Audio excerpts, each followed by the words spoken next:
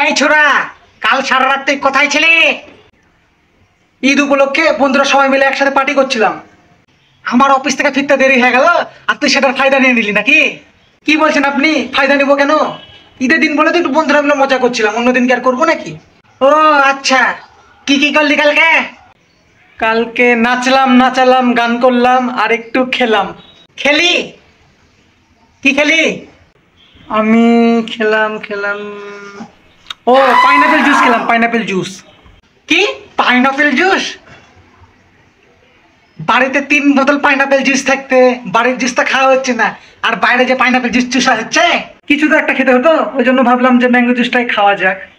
ওই ছোড়া, এখনই তো বললি পাইনাপেল জুস। কিন্তু পাইনাপেল জুসটাই কিন্তু আমি অর্ডার করেছিলাম। কিন্তু তোর শার্ট থেকে তো বিয়ারের গন্ধ আসছে।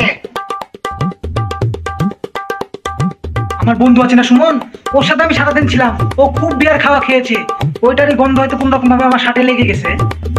আচ্ছা আচ্ছা আচ্ছা আচ্ছা। এই যে মনির বাবা, কাল কোথায় ছিলে তুমি?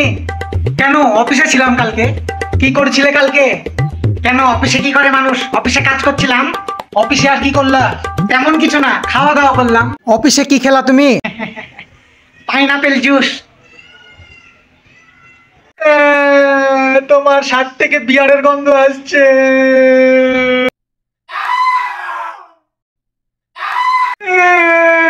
মিথ্যা বলছো আমাকে, তোমরা বাপ বেটা দুজনে এক, দুইজনে নেশা করে, দুইজন মিলে আমার জীবনটাকে জাহান্নাম করে ফেলেছে। আমি কোথায় যাব?